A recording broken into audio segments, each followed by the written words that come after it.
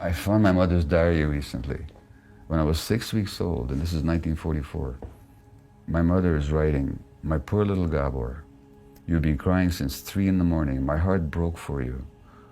But I couldn't pick you up to feed you until 5 o'clock because the doctors would be so angry with me because I learned to feed you on schedule rather than on demand. And I didn't want to displease the doctors, so I had to let you cry for almost 2 hours. And finally at 4:45, my heart broke and I couldn't do it anymore, and I picked you up and fed you, but don't think I'll do it again." Now, what's the message to a 6 weeks old who's desperate for maternal contact, and this woman who absolutely adored me, who did everything she could to save my life, who absolutely loved me, and she's absolutely hurting me at the same time. And just how confusing that is for the infant. Now, you tell a mother bear to ignore the crying of the infant. You tell a mother cat to ignore the crying of the infant. Every fiber in my mother's being wanted to pick me up and nurture me, but because the doctors had told her not to. And this is how we tell parents now how to parent. We tell them to sleep train their kids by not picking them up. Hunter-gatherer tribes, you know what they do? They never even put their kids down. In the state of nature, creatures don't put their kids down. That doesn't mean you're permissive. The kid wants a cookie before dinner, and you know better. You give him a cookie, he won't have dinner. You're not going to give him the cookie. But why shouldn't he be angry about it? Why should I be threatened by his anger? Why should I call that naughty? Why should I call that the terrible twos? "Oh, you're angry, you're really upset, you really wanted that cookie." "Yeah." "That's okay. Well, I'm so sorry. It's after dinner, In other words, you're not permissive, but you're also not demanding that the child suppress their feelings in order to be in your presence. And you don't hold the relationship as ransom to them. That's exactly it. That's the dangerous thing. thing. You don't use the relationship against them. So I went on holiday this year. One week I spent with some family in kind of a weird camp place in Germany, and the next week was in Bordeaux.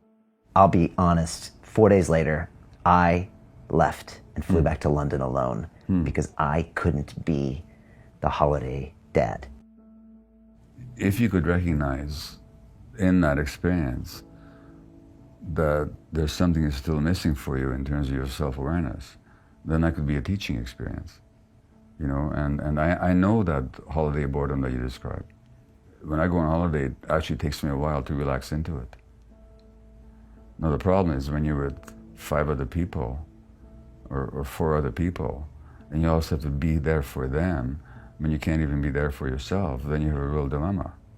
And you're either pretending to be the holiday dad, or you're being miserable. I understand the dilemma, but I'm not sure that you want to stay that way for the rest of your life, because you got these 2 young kids, and what's the message to them? And that is restless around them. That it's their fault. Yeah. And Thich Nhat Hanh, the spiritual teacher, the Buddhist teacher, said that the greatest gift a parent can give to their child is his or her own happiness. And when you're restless and unhappy around your kids, as I have been, they get a message that it's about them. So that's something good to recognize, as long as you take it on as a challenge. When I came upon it is as a therapist working with family after family and observing that here were parents who had completed the checklist. They had financial success. They had emotional longevity in long-term relationships. They had arrived. And yet there was a deep dysfunction or deep disconnection between themselves and their children. So that led me to be curious, well, what is it? If it isn't what we think it is, success, money, marriage, stability, maturity, then what is it? And I began to see that it's this thing that I call consciousness, which is really the parent's inability to realize that there's this thing called conditioning that obscures the ability to see the child for who it is. So because we've been conditioned, we don't even know we're so conditioned. Conditioned by our own childhood, by the unconsciousness of our parents. We're conditioned by culture in terms of norms, what is right. They've not been aware, they've not been attuned, they've not been aligned, they've just been doing what they were told was the right way to live. But what this does, this immediate placement of a way to be, obscures the ability for the child to develop their way, right? They never get to figure out who it is they are. They never hear the soul calling from within. They never hear the beat of their own essence. They just come to be herded into cattle. And this is where there's a disconnect, because the child is like, hey, see me. And all they see reflected back is the parent's ideation of what they should be. And then the abyss between who the child believes they are and who they feel they should be grows wider. So you have, you know, in adulthood, you see all grown-up children walking around lost and aimless, finding who it is they are. Why is it that you're doing this show? To help children, grown children, recover what they once had. And that's a tragedy. Right? Because they had it. We all had it once. So what happens? What happens is that the parent, because of their unconsciousness and their being, completely overwhelmed by conditioning, pluck the child's essence out and shove all this unconscious garbage in, which has never been deconstructed. And they tell the child how to be. Then the child has to go through all their life and then one day have an epiphany or be vomiting on a bathroom floor, overdose, that they begin to say, now I need to find who it is I am. Right. And that's this endless cycle. We're all on it. We're all on reading my books and watching your shows to recover from the parenting we received. What is it that makes them cling so hard? And then how do you help them through it? It's really tricky, from green beans to having sex too young. It's knowing where that line is, But it's the same thing, though. It's what's your stance as a parent? Can I shove those green beans down? Can I stop my kid from having sex? Like, what is my jurisdiction? Right. What is that sovereign line? It's really tough. And the beauty of life, though, is that there is no line in stone. Most of it is in sand. And it's uncomfortable. Life is this eternal dance between the knowing and the not knowing, between the possessing and complete non-possession, between the doing and the non-doing. Isn't life constantly the art of this? No more do you see it, played out than in the parent-child relationship. The child is asking you, guide me, control me, I don't know how to do it. And you're like, yeah, I'll do it, I'll help you, I'll show you. But then you suddenly reach a line where the child can't do it and can't do it your way. So now you have to back off. Then you go in and then you have to back off. You have to be there everything. You have to provide, care for, and give everything, but you can't really own them. It's this constant dance between stepping into the doing and the ego of it and your role as a parent, to stepping completely out of it, to understanding that your children are here ultimately to be their own sovereign beings. So you can try and pretend and identify with the role, but ultimately they're their own person. So and then you back off. You go close and then you have to back off. And if you don't, and you ramrod into your child because you don't see the line, no parent sees the line. You missed the line. The line was like way back. You should have stopped way back 3 years ago, right? But you kept going. Then the kid will create something to push you away. They'll either slam the door, they'll create the defense, they'll move to China, they'll do something to go, okay, back off now. I need to find who it is I am. Or they will wallow in an addiction because they don't know where to go. Because you don't know your boundary, right, as a parent. I always say to people, you get the first 3 years right, you can relax. If you don't get the first 3 years right, you'll be practicing remedial parenting for decades. And what does screwing it up look like? And how would you know? Well, first of all, you'd know because there I am with my son, and I'm not finding rest in it. So I don't know how to be there with him. I don't know how to be there for him. And I was like that. I was always waiting for my kids to grow older when I could intellectually engage them, and now we'll have something in common. But the sheer act of being, or the sheer state of being, I could never achieve with them. And it's interesting because I look at my brothers. They're so wonderful with little kids. They're so spontaneously there for them. I never knew how to do that. Because the real relationship doesn't depend on words. It depends on the capacity to be with. And they can sense just that energy from you. I'm just here with you. Yeah. And I'm here. And I welcome your presence. Right. And I welcome you to exist in my presence. And I'm overjoyed to have you in my presence. Right. That's what the child needs from the parent. And that's communicated with body language and everything. And through the energy that you exude. And they can feel it. They can absolutely feel it. Wow. They can't name it, but they can feel it. Okay, and that already starts changing their personality right there. That shapes their personality. They always say that mothers form a different bond than fathers. Is that just another way, an anachronism? Mothers form a different bond, but only because mothers are present with their kids. Whereas the fathers tend to visit the kids. I mean, the father goes to work typically and then visits at home for a couple of hours and then takes off again next morning. Those fathers who stay home with their kids, they learn how to mother their kids. So it's not a gender issue, it's a relational issue. And the mothers allow themselves to be trained by the kids, whereas the fathers tend to impose their own expectations on the kid. This is not universal, I'm talking by and large. So those fathers who have the good fortune, like in the civilized countries where parents are given paternity leave, those fathers learn to relate to their kids in a different way than the average father somewhere else. Okay. We can be trained, but we have to be present for the training. In our culture, the children have a need to attach. They have a need to connect with somebody, because without that connection, they don't survive. And in the hunter-gatherer bands where human beings evolved, those attachments were with adults. And not just one adult or two adults, but with a whole set of nurturing adults. Now in our culture, we've deprived the kids of the parental presence for the most part. And the child's brain can't handle an attachment void where there's no attachment figure. And in the absence of the parent or the nurturing adult, the child will fill that void with the peer group. Now kids become far more peer attached than is healthy for them. And now peers become their models and their mentors and their templates for how to be, how to walk, and how to talk.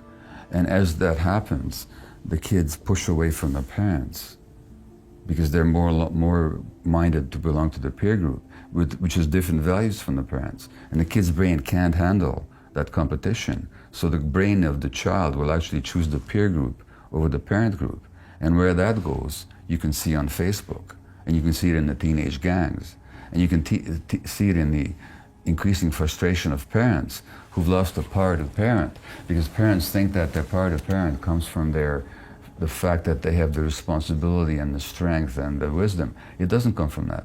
The power to parent comes from the desire of the child to belong to you. When the child is driven to belong to the peer group, because we've taken him out of his natural context, we lose the power to parent. What do we do then? We ratchet up the pressure, we become more authoritarian. We lose the authority, so we become authoritarian. And the more authoritarian we become, the more pressure we put on them, the more they resist. And now we label them with oppositional defiant disorder, and we call them obstreperous and bad and naughty kids. All they're doing is acting out their attachment dynamics. So if we want to discipline kids, we actually have to make them our disciples. And the disciple is not somebody who's afraid of you. The disciple is somebody who loves you and wants to belong to you and follow you.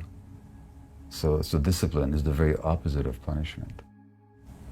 First of all, you realize that the most important template, in fact, the essential template for the emotional development of the child, as well as for the brain's healthy physiological development, is a nurturing relationship with mutually responsive adults. That is the template for physiological brain development and healthy psychological development.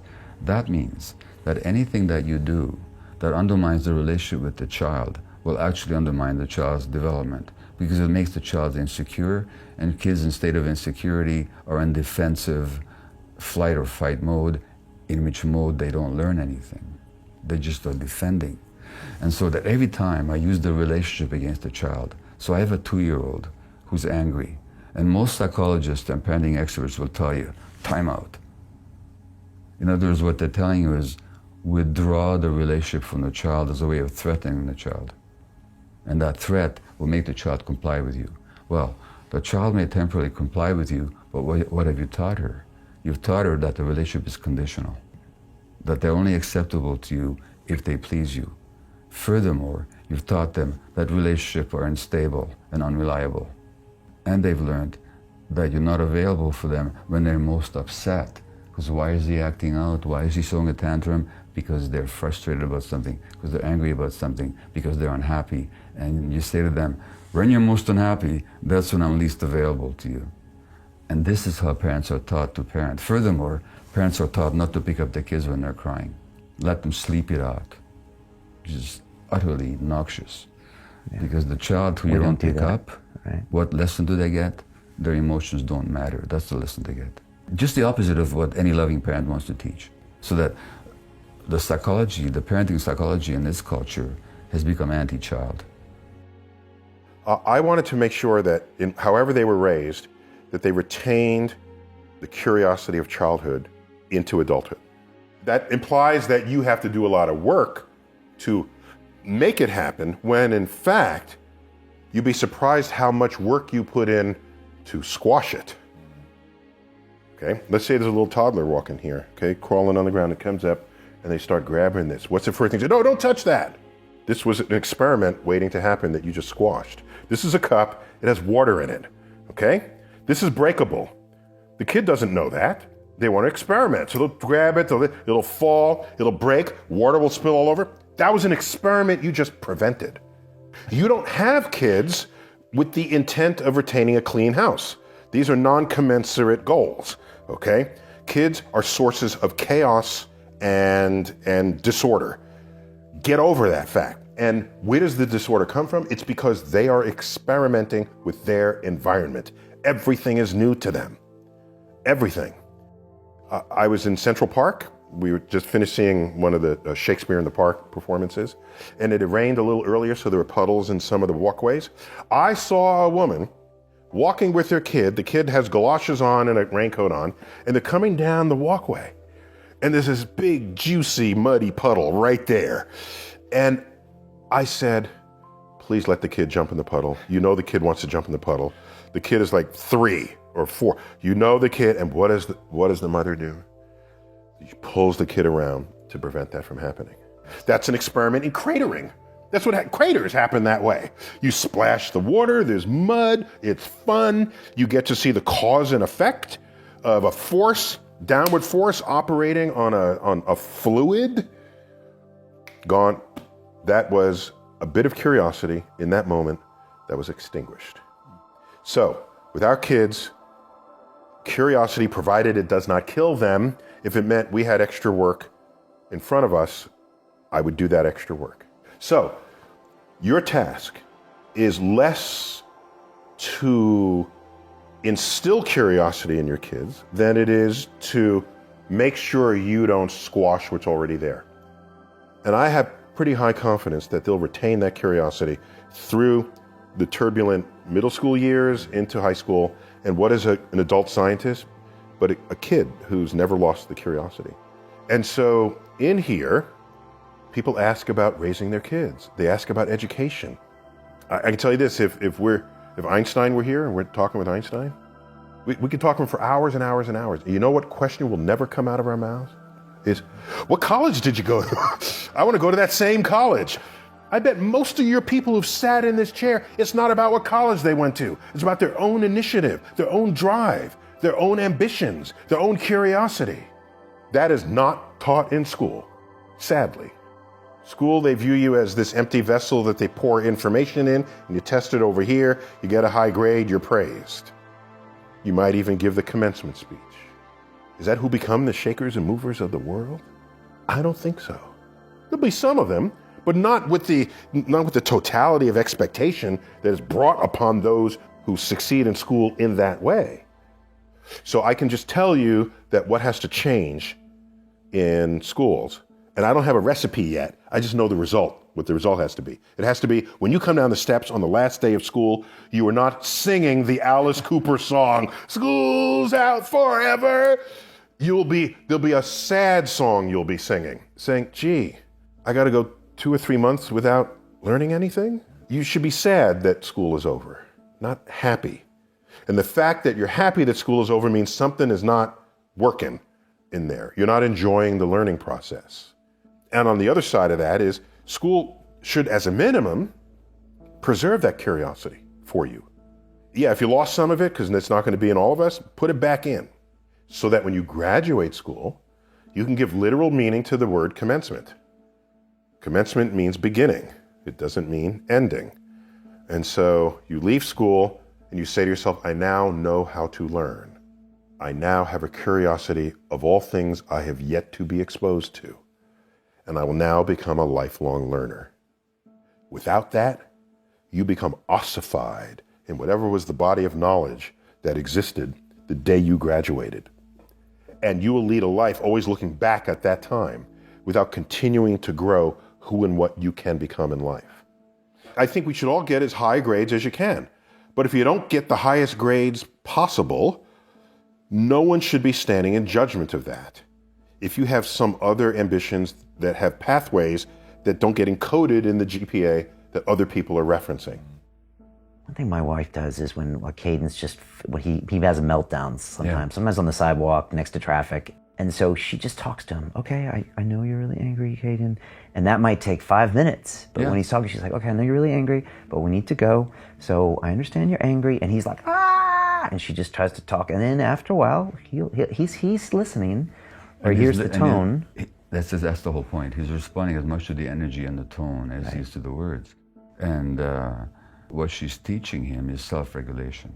He's actually teaching that you can go through these states, it's okay, they'll pass. And this is how self-regulation happens. Not by, you mustn't yell, you mustn't cry, and so this kind of punitive and accusatory stuff. Your wife's doing intuitively what needs to be done. What she's doing is instead of a time out, she's giving a time in. She's actually giving him her energy and her concern and her presence at that time, which is exactly what the child needs. And that way he'll learn self-regulation. Whereas when you react against his anger, all you're teaching him is self-suppression, which is not the same as self-regulation. I got a stepdaughter when she was 6. Right. She's now 14. And you said some interesting things about stepchildren and stepfathers earlier. Well, step is an interesting word, because why do we call them step-parents? Because they step into the role of the parent. And in this book, Hold On to Your Kids, what we point out is that parenting is not a role, it's a relationship. So sometimes I've seen very often the step-parent steps into the role and expects deference and compliance and love from the child. But why should the child offer them? She didn't ask you to marry her mother.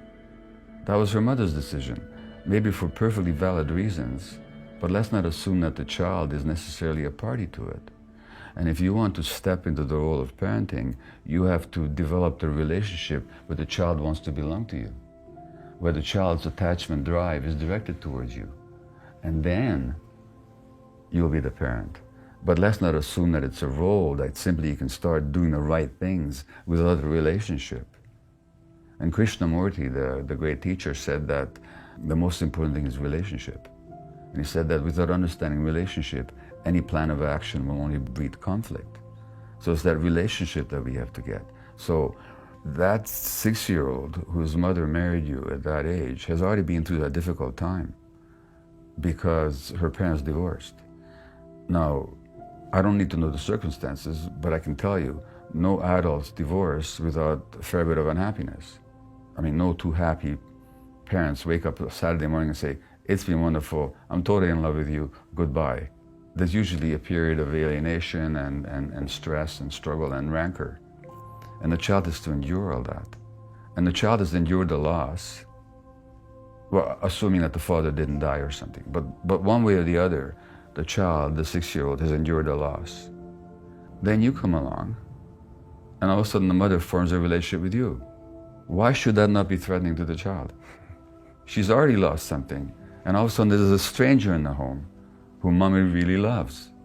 Well, every reason she might perhaps perceive you as a threat. Now, maybe she didn't. Maybe you formed a great relationship with her right from the beginning, and maybe she welcomed you into the home. But it can easily work the other way. In other words, all I'm saying is we have to understand that the parents' relationship with one another is not immediately transferable to the child. That a relationship has to be built with the child. And that's what then gives you the power to parent, is the relationship that the child wants to give you and maintain with you.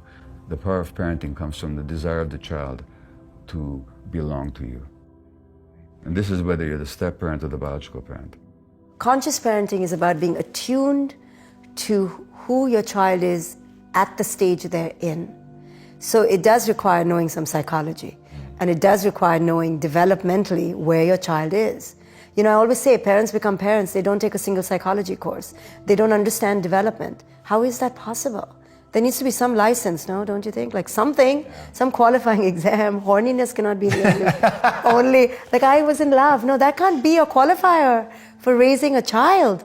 So being attuned to who your child is at their stage of development, understanding their brain, and then giving the input that's needed, of course, right? You do have a bedtime, right? You do aim for a bedtime, but you don't aim for a bedtime that's 7:34, right? You aim for a bedtime that's between 7:30 and 9. You're working with someone who's infinitely malleable, and you're not working with a soldier or a puppet.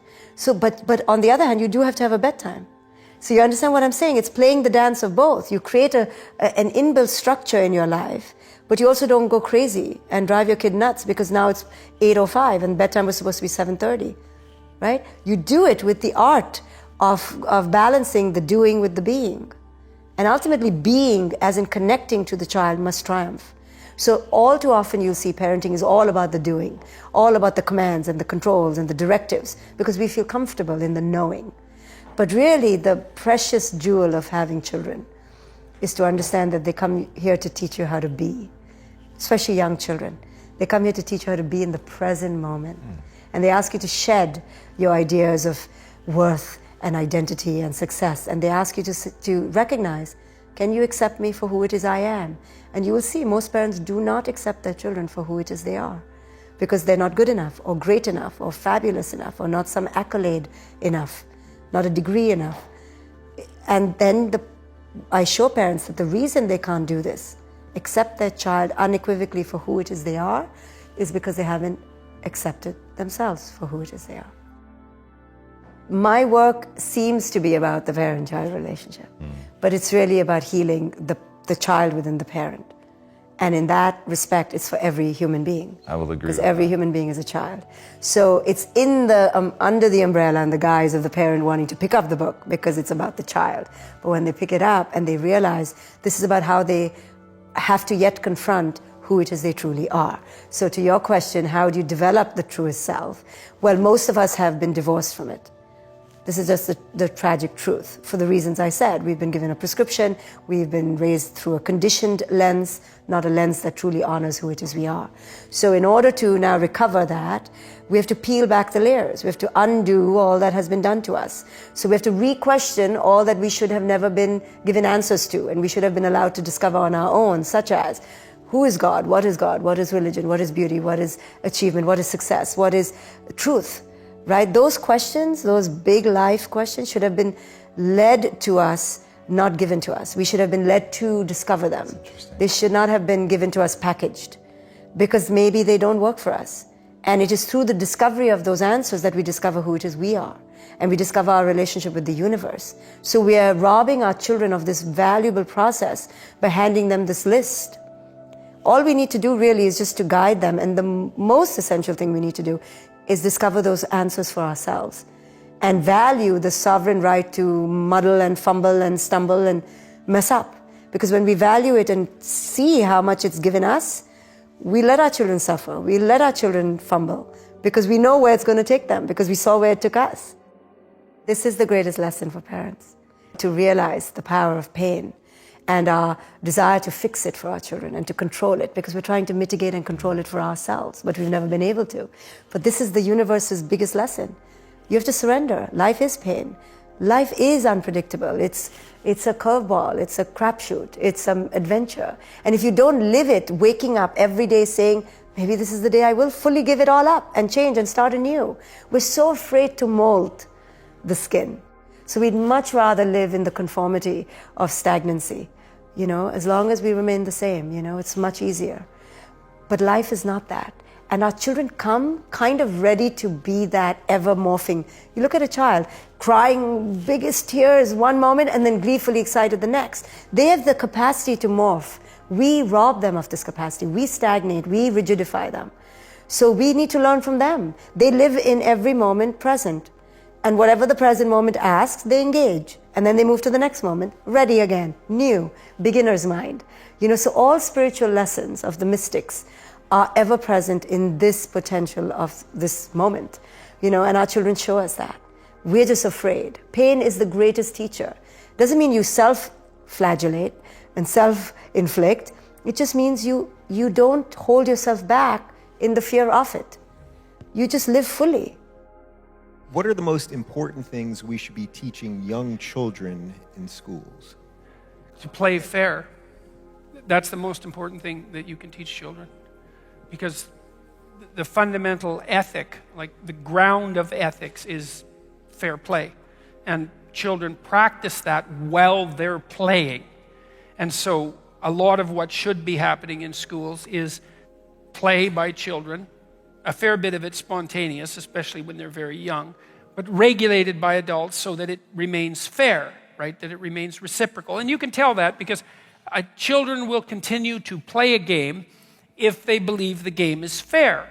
When the game stops being fair, then it breaks down into squabbling and crying, which is what our games are breaking down into right now, right? And so then you need a mediator who comes in and adjudicates, says, well, you know, how about if you try it this way? Maybe we need to adjust the rule. Let's see if we can get the game going again. It's very important for kids to learn how to play fair. And I'm afraid that a fair bit of our electronic technology is taking them away from the kinds of social interactions that they need to learn one-on-one to know how to play fair. I might be wrong about that because I don't know what effect video games have. And the evidence that they're bad isn't strong, you know, and they're new, so we really don't know. So that might be good enough. But that and, well, it'd be good to teach kids to read. We seem to be continually confused about whether or not that's a good idea. But we actually do know how to teach kids to read. You can use phonics programs, and I believe computers could speed that along substantially. It'd be good to teach them to read. It's good to teach them to write. It's good to encourage them, you know. That's another thing. It's a good thing to know this just generally. Here's a real powerful technique that you might want to think about, and because this is worth knowing. Often when you have a family member or someone that you're interacting with, and they make a mistake, then you call them out on their mistake. And it's pretty obvious when they make a mistake, because you're going along on a pathway together, and then there's a divergence from the pathway, and you notice that. That's negative emotion. And you say, you know, what the hell? What's going on? What you don't notice is all the time you're spending walking forward when it's going real well. And the reason for that is what's going real well, so you mostly ignore it. But that's not so good. You got to wise up. So like if you're dealing with people in your own life or yourself, for that matter, and you notice that the person that you're with or are has done something that you would like to see repeated perhaps many times, you might want to point it out.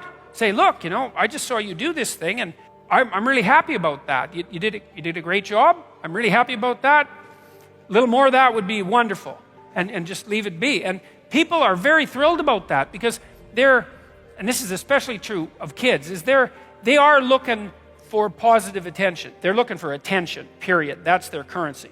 They'll take negative attention if they can't get positive attention. But they really want positive attention. And what they really want is for someone to watch them and notice when they do something that makes them a good person, and then have that pointed out. It's like, good work, kid.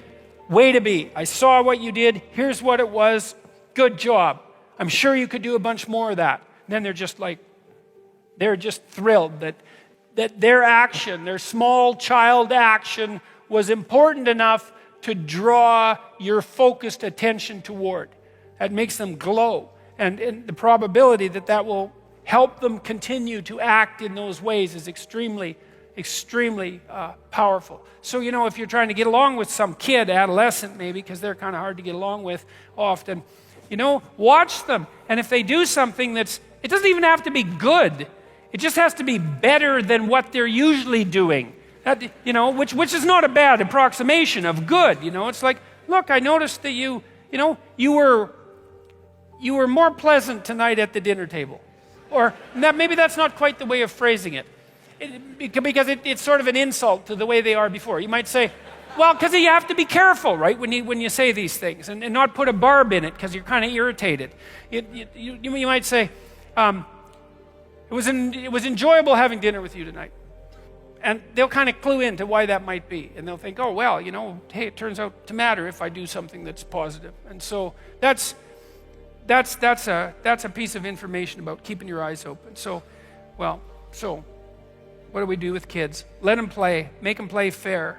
That's really important. Teach them to read. That'd be good. Teach them to write. That'd be good. Teach them to stand up and speak for themselves. That would be good. You can teach a child to stand up pretty convincingly and say something intelligent in about 15 minutes if you do it carefully. And it almost never happens in school. It's really quite appalling.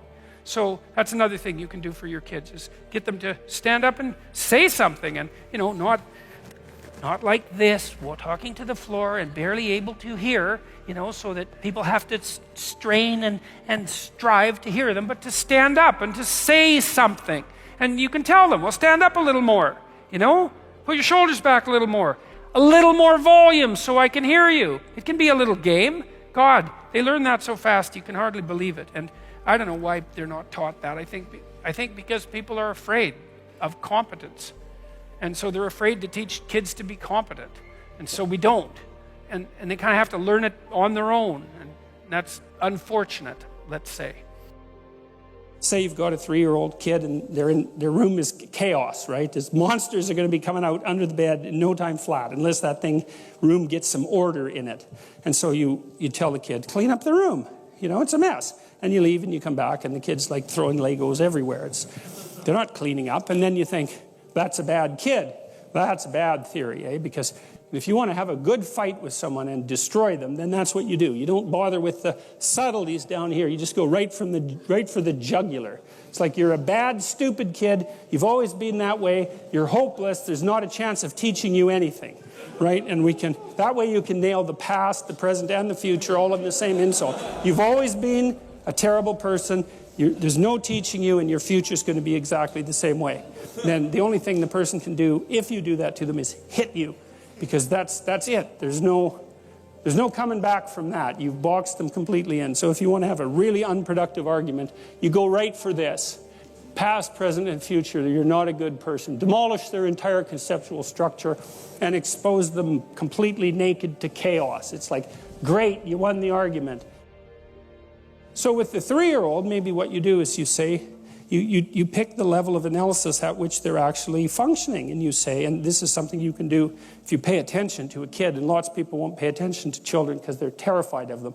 They're terrified that they'll do something wrong with them, or that the kid won't like them or some damn thing. It's like, all you have to do to get a kid to like you is pay attention to the kid for like 2 seconds, and the kid will instantly like you, because attention is it's the ultimate currency for children, right? They need adult attention because adults know way more than kids, and so they love attention. All you have to do is pay attention to them. They will like you instantly. So you tell the kid, you see that teddy bear? The kid goes, yes. Then you've established that the child has mastered the art of perceiving a teddy bear. Because they can say, yes, it's a complicated thing, man. It's like a 6-month-old isn't going to do that. 3-month-old has got the whole teddy bear identification subroutine automatized. So, teddy bear, yes. Can you pick it up? Yes. Pat, pat, pat. Good work. Do you see the hole on that shelf? Yes. Can you put the teddy bear in that hole? Yes. Go over and do that. Pat, pat, pat. Great. Okay, now we'll do thing number 2, thing number 3. So you're building up the micro routines of cleaning up the room from the bottom up, right? You're building it into their body because you're starting with the things they've already automatized and building upwards towards abstraction. And so once the kid has all the micro routines down, and maybe there's I don't know, how many micro routines are there to clean up your room? 200? Like a lot, but not an infinite number. So you teach them all the micro routines, and then you can say, run set of micro routines, which means clean up room, and then they can do it. They know what it means. So, but you do the building from the bottom up.